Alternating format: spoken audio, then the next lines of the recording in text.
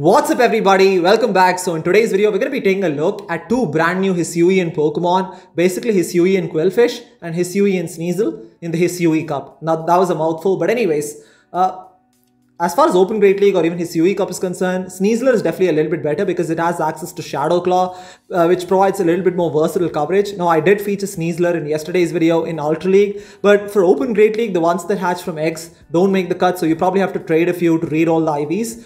But Sneasel is pretty decent as well, right? I mean, with access to Poison Jab, it can still put in a lot of work. And as far as Qwilfish is concerned, this thing is pretty solid as well. It has a very diverse move pool, but I'm going to be running the standard recommended move set of Aqua Tail and Shadow Ball, which provides some really nice coverage, especially on the safe swap. And I'm going to be using Frostlass as the lead, especially because the backline in this team comp kind of really struggles against something like Toxicroak, and Frostlass is going to be providing some nice coverage against that. And also it's going to counter some flyers like Staraptor, Driftblim, etc., right? And there were some really intense battles in here, and let's get straight into it.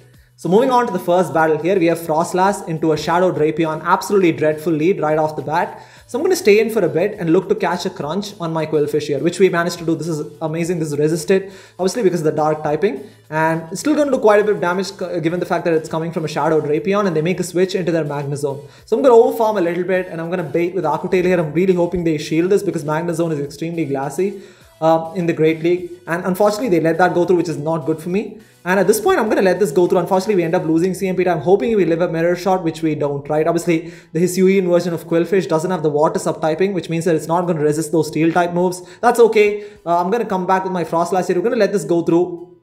Mirror Shot is going to do super effective damage, and unfortunately they're at the next one here. I probably should have thrown the Avalanche right away. This is not looking good for me at all because we've lost Switch and Shield advantage here. So I'm going to overfarm as much as I can. My only win con here is to build up as much energy as I can on Frostlass. I'm going to throw the Avalanche just before they can get to another Mirror Shot. Avalanche does KO. Back in comes Drapion, and I should be able to get to two Avalanches before they can get to another crunch, right? I go for the Avalanche here. It does massive neutral damage. They actually let that go through, which is fantastic. But they have a Shadow, they have a Staraptor in the back. Now, honestly, Staraptor with a 2-shield advantage can be absolutely devastating, and especially given the fact that I have a Sneasel in the back. I'm going to try and stay in and do as much Powder Snow damage as I can. I come in with my Sneasel here, and the Gust is absolutely tearing through Sneasel. I'm going to commit to the Poison Jab down, and we barely managed to farm down with literally like 1 HP. The final Gust came through, but obviously didn't register because we managed to get the KO just before that. So too close for comfort there. That's fine. Moving on to the next one, we have a Munchlax in the lead. Pretty terrible matchup. Once again, I switched to my Qwilfish here, and they are staying in. So I preferred for them to switch out because obviously this isn't the best matchup for Qwilfish, especially with this moveset. I'm not going to be able to output too much damage against Munchlax. I shield the potential Bulldoze, which they actually go for right away, which is nice. And they make a switch into their Toxicroak, right? So I'm going to go for the Aqua Tail here to hopefully get a shield, which we do, which is fantastic. And now I'm going to go straight for the Shadow Ball. And this is exactly why having Shadow Ball on Qwilfish is so amazing, because it just does massive neutral damage against Toxicroak. Unfortunately, I'm not able to get to the next Aqua Tail, which is fine. I'm just going to come into my Frostlass, basically soak up whatever they have to throw. They're probably going to go for a Mud Bomb here, and I'm going to look to completely farm down this Toxicroak. And hopefully with this a little bit of an energy advantage, I should be able to get to an Avalanche against this Munchlax here. And I'm going to go for the Avalanche right away here. I'm really hoping that this gets the final shield from Munchlax, because Sneasel with the shield advantage can put in a lot of work. We get a shield. I immediately switch in my Sneasel right now. I'm going to overfarm quite a bit here. This could be another Bulldoze. I'm going to respect that and shield this up. Unfortunately, just a Body Slam, that's fine too. And I'm going to build up a lot of extra energy, and they have a Skunk Tank in the back. So I'm going to build up as much as I can and throw the Close Combat just before they can get to a charge move. Close Combat is pretty much going to one-shot the Skunk Tank as it does there. And we're just like one Poison Jab away from the second Close Combat. And this will be taking out the Munchlax, and that's going to take the win for us there. So pretty comfortable this time around, unlike last time, but Munchlax definitely a little bit of a tricky Pokemon for this team, especially on the lead.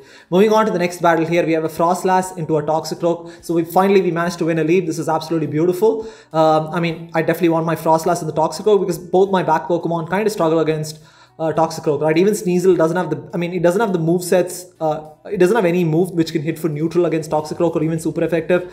They make a switch into their Bibarel. I stall for a little bit because I didn't exactly know what I should switch into. Honestly, Sneasel is my only response to a Bibarel, because if you look at the move sets on both Qwilfish and Frostlass, Bibarel completely walls the charge moves on both those Pokemon, right? But as you can see, these Poison Jabs are really adding up. I go for the X-Scissor here, gets the shield from the Bibarel. I'm able to get to the second X-Scissor as well. This is again going to do enough neutral damage to take out the Bibarel, which it does, which is fantastic. Expecting the Toxicroak to come back in, and if it does, I should be able to get to a close combat. Even though close combat is resisted, it's still going to do enough resisted damage to take out the Toxicroak from this range. So they're probably going to have to respect it and shield this, which they do. So I immediately switch in my Frostlass here, and they have no more shields. So I'm just going to go straight for the Avalanche right now. Avalanche is going to pretty much one-shot the Toxicroak from that range. And they have a Drapion in the back. I'm able to get to the next Avalanche as well. And at this point, we have a shield advantage with a full health Qwilfish in the back.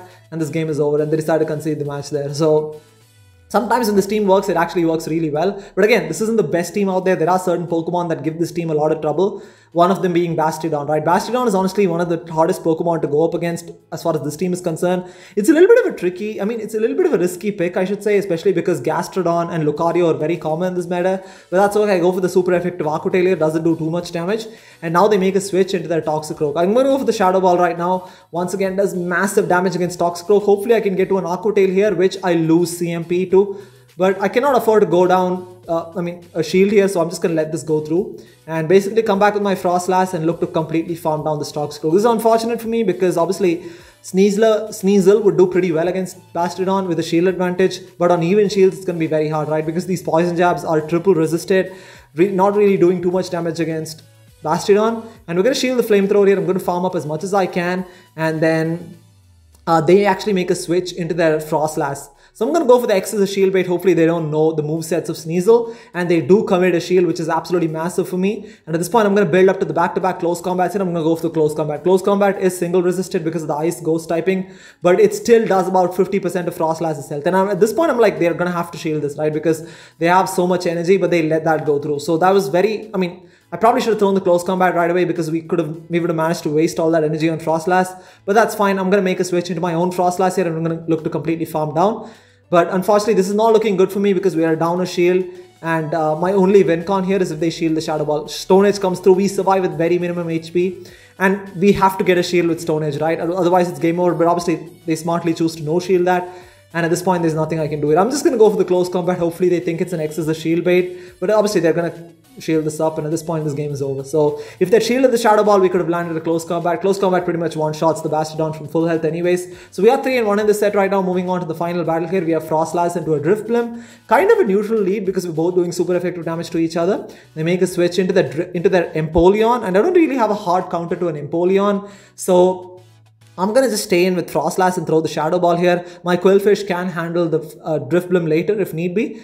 And at this point, I'm going to shield this up here. I'm going to look to shield this and I'm really hoping to win this matchup because I want to really align my Qwilfish against their Drifblim. I'm going to go for the Avalanche. This is double resisted by Empoleon, but it still gets the shield. So they probably want to win switch advantage as well. And they decided to. They probably could have farmed down there, but they're probably worried about Frostlass getting to another Avalanche, but that's fine. They actually undercharge that, which is very interesting as well. So I'm going to come in my Qwilfish and look to double resisted Poison Sting farm this thing all the way down, which we managed to do. And then I'm really hoping that the Drifblim comes back. And if it does, I'm just going to go straight for the Shadow Ball here. This is, again, if it connects, it's going to do massive super effective damage. Does about 90% of Drifblim's health. And I'm able to get to another Aqua Tail as well. Now, if they want to get off a move, they're going to have to commit a shield, which they don't. They let that go through, which is fine. And they have a Lucario on the back. Now, this is not over yet. Lucario, again, especially with a shield advantage, can be absolutely devastating. We are on even shields right now, but then again, Lucario is really powerful closer, right? But luckily we have Sneasel, which actually has a pretty solid matchup against Lucario. I'm going to call the Power Up Punch bait, which is nice. They definitely had enough for a Shadow Ball there. So if they'd gone for a Shadow Ball,